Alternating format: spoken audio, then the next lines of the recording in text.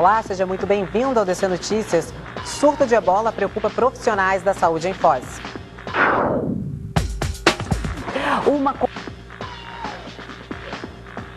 13 de outubro, segunda-feira, e você vai ver também. Polícia Rodoviária intercepta comboio de veículos de luxo carregados com contrabando. Operação conjunta apreende mais de meia tonelada de droga e anabolizantes. E tem adrenalina na fronteira. Mundial de Rafting reúne mais de 400 participantes do mundo. A gente está confiante, fez muito bem o primeiro tempo e agora é confiar e ir de novo. É o que você confere agora no DC Notícias.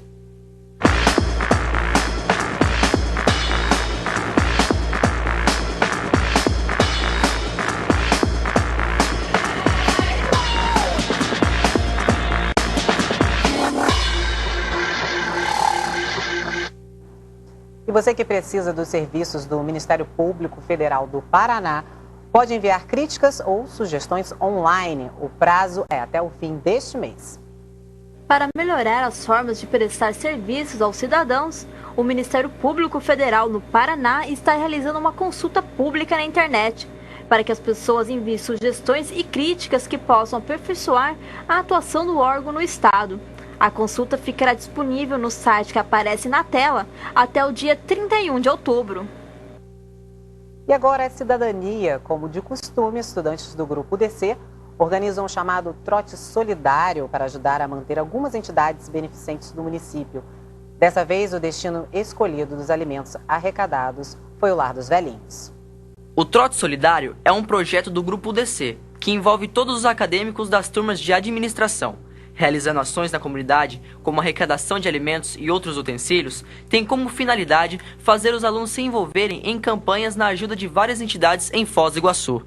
Na nossa missão da UDC, do Centro Universitário, é que nós possamos formar profissionais que tenham uma responsabilidade social.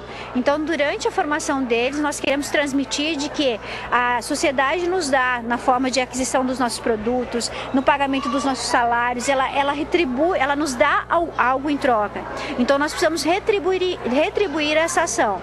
Nós sabemos que existe muita carência na nossa sociedade, tem muita gente que precisa de comida, de roupa, de brinquedo, de um abraço, de um carinho. Então a gente fortalece muito as ações solidárias para que o nosso aluno cresça com essa formação de que realmente ele precisa ajudar, tá?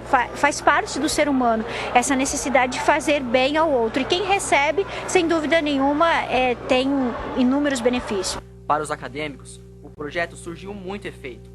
Entender que o lado social é importante. O objetivo é conscientizar, né, as pessoas da ação ao próximo, ajuda ao próximo, trabalho. Também a gente, né, teve o foco de trabalho em equipe, todos se juntarem, né, em prol de uma ação solidária, em prol da ajuda ao próximo mesmo. Foi bem legal, assim, porque a gente está no segundo período, então a gente ainda não tinha muita amizade, muito contato, às vezes fica sempre naquele mesmo grupinho na sala, né? E com a ideia do trote, foi muito interessante, assim, que a turma inteira se uniu em prol disso.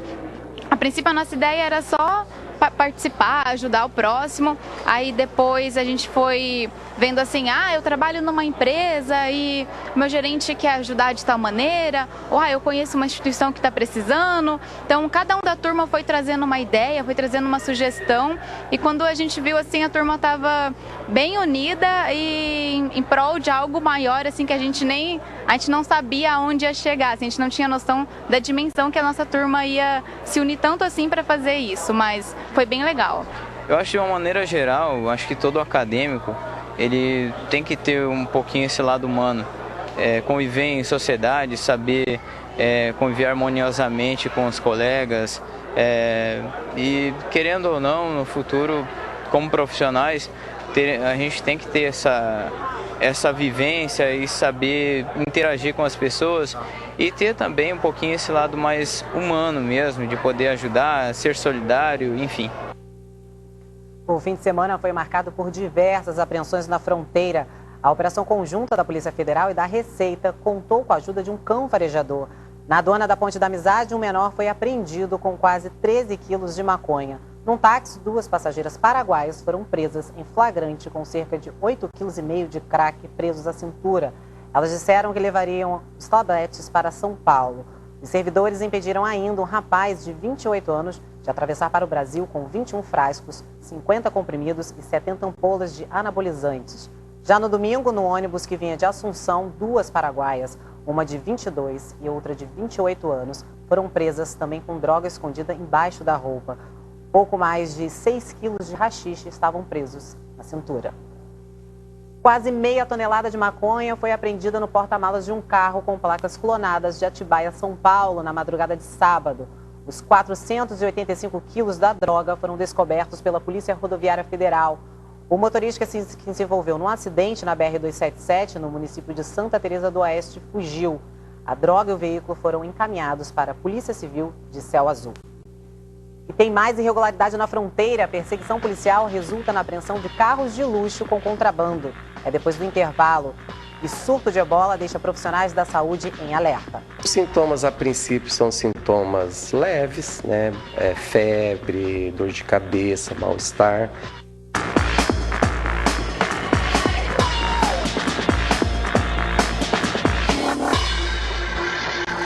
Estamos de volta com a série de entrevistas sobre vestibular. Hoje eu converso com o coordenador de Ciências Biológicas do Anglo-Americano, o professor mestre Joaquim Buchaim. Professor, seja bem-vindo aqui ao DC Notícias. Obrigado. Professor, a gente na verdade vai falar de Ciências Biológicas e Medicina Veterinária. São áreas parecidas, as pessoas confundem? Qual seria a diferença entre elas? As pessoas, o aluno geralmente quando entra, quando está nessa fase de descobrir o que quer, ele tem uma certa dúvida às vezes, né? Alguns estão bem direcionados, ou para medicina veterinária ou para biologia.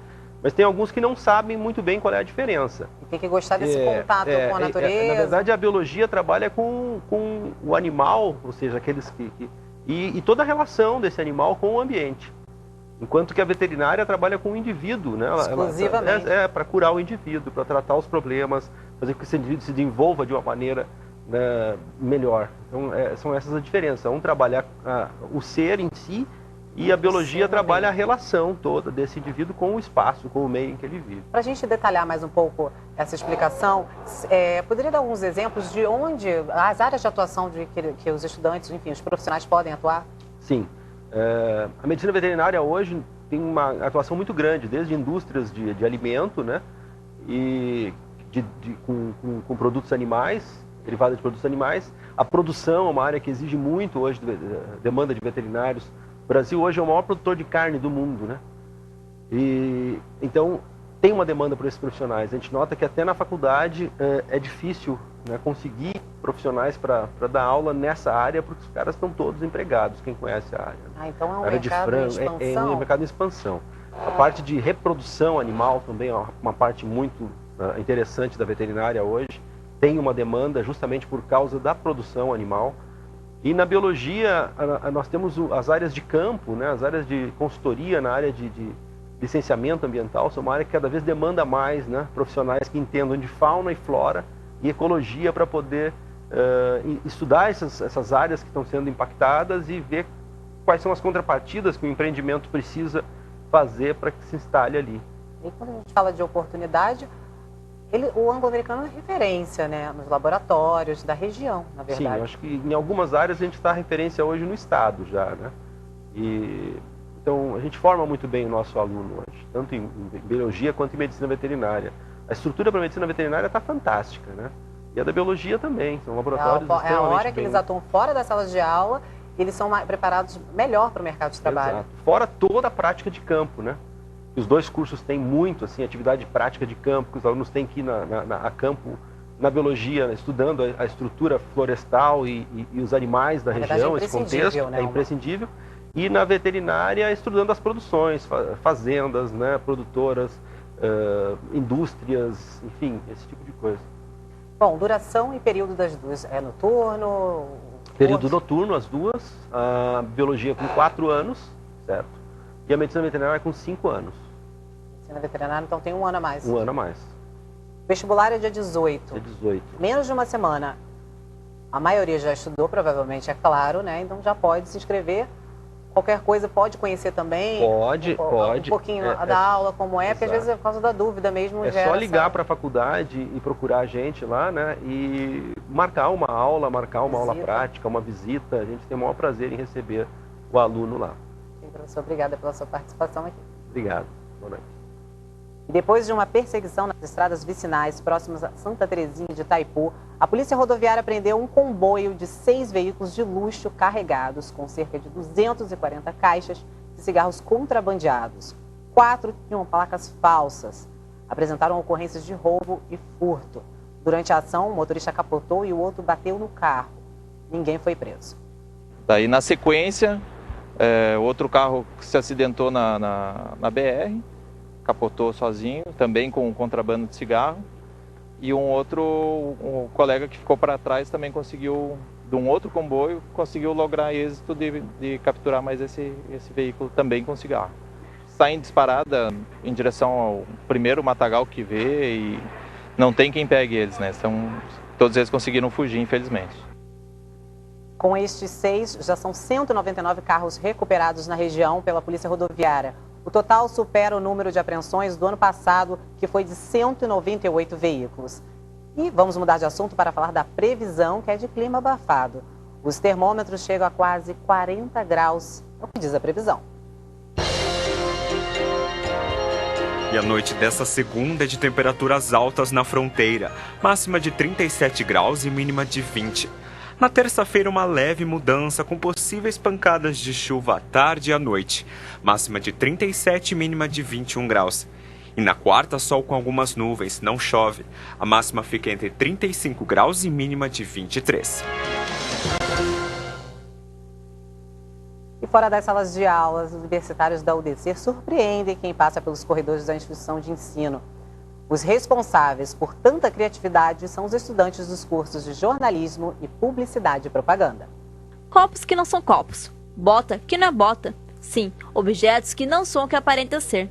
Em vários pontos do Centro Universitário DC, universitários do 4º período de Publicidade e Propaganda e de Jornalismo colocaram em exposição os trabalhos sobre a transposição de linguagem da matéria de semiótica. Pega um objeto, um copo, uma caneta, que já tem um lugar no nosso imaginário, que ele já está composto enquanto mensagem, ele mantém o objeto, tira o conceito desse objeto e põe outro. Muito difícil. Por que a gente faz isso com o aluno de comunicação? Porque a atividade de comunicação é essa, né? Você pega o jornalista, o que ele faz? O jornalista ele extrai de um fato uma composição de acontecimento. Então, quando ele gera fato e acontecimento, ele está fazendo justamente uma transposição de linguagem. Impacto é a palavra que define esses trabalhos que saem do comum e impressionam as pessoas. O trabalho de semiótica, ele foi passado para nós com o intuito de mostrar, de causar um impacto para as pessoas com alguma coisa que não é realmente aquilo. No nosso caso, a gente fez copos iluminarem um ambiente.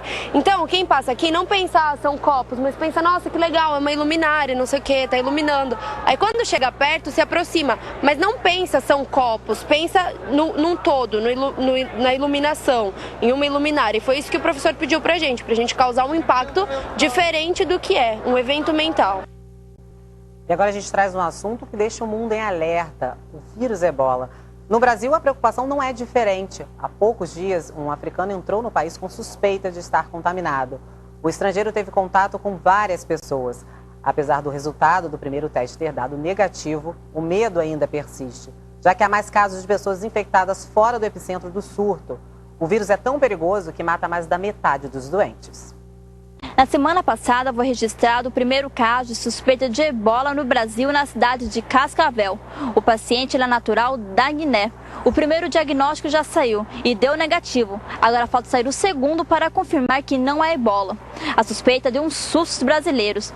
O enfermeiro Roberto Valiente explica um pouco sobre ela. O ebola é uma doença viral que é transmitida por contato com fluidos, secreções, pele contaminada. É dessa forma que você adquire e também por objetos que porventura estejam contaminados. A transmissão se dá assim.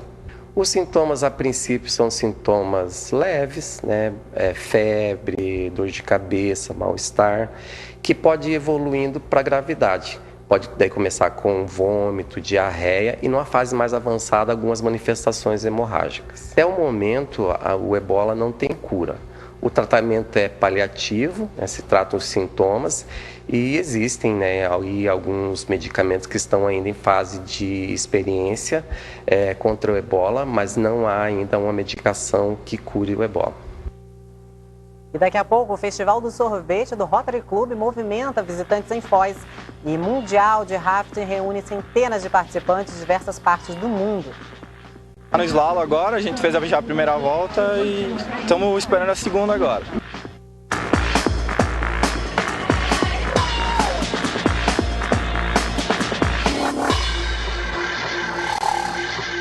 E o DC Notícias está de volta. Nesse calor, o sorvete é uma boa pedida. E pensando nisso, o Rotary Club promoveu, nesse fim de semana, um festival com uma diversidade de sabores. Parte do dinheiro arrecadado com a venda vai ser destinado aos formandos do Colégio Dinâmica. Uma tarde quente, mas prestigiada com muito sorvete.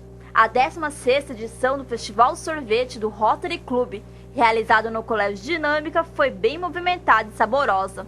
A finalidade desse evento é por um motivo muito nobre.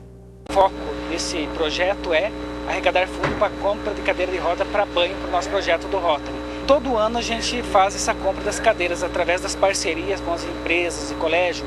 A gente faz os eventos e através desse evento os fundos são arrecadados e compradas as cadeiras de roda de banho.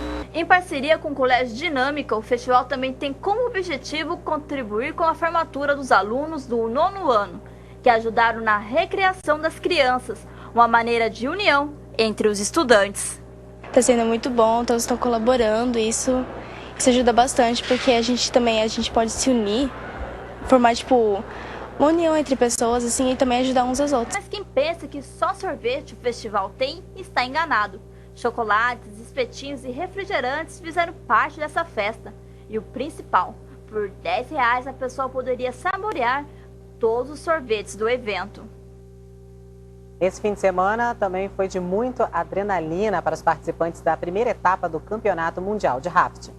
O campeonato é dividido em 2 finais de semana, sendo que no evento acontecem campeonatos mundiais internos. O Mundial ele é composto de 4 mundiais internos.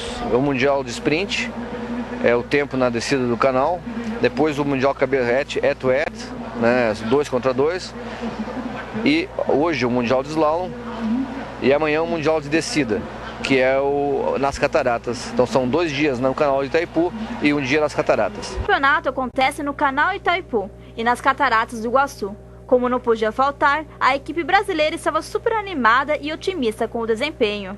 As provas estão bem acirradas e a gente está bem. A nossa equipe treinou bastante, se preparou bem antes desse campeonato. E a gente tá no slalom agora, a gente fez já a primeira volta e estamos esperando a segunda agora. Qual é a expectativa? Ganhar. A gente está confiante, fez muito bem o primeiro tempo e agora é confiar e ir de novo. O dia estava muito quente para nós e já somos acostumados. Imagina para quem não é. É um país legal, mas é muito quente para nós. Não está tão quente no nosso país no momento. Lá está 15 graus. Então 40 é bastante quente. Fizemos uma boa corrida. Foi um pouco delicado e alguns obstáculos. Então esperamos melhorar na segunda corrida, mas estamos bastante satisfeitos. O Brasil ficou em primeiro lugar em 3 das 4 categorias disputadas na primeira fase. Os títulos foram para o Sub-19 e Sub-23 masculino e para o Sub-23 feminino. E o Sub-19 feminino ficou para as australianas. E a gente fica por aqui, mas você pode acompanhar essas e outras notícias pela internet, no nosso canal do YouTube. E para ajudar com a nossa produção, envie para a gente sugestões ou até flagrantes para o e-mail assessoriadc@udc.edu.br. Eu vejo você amanhã, a partir das 6 horas da tarde. Obrigada pela companhia e até lá.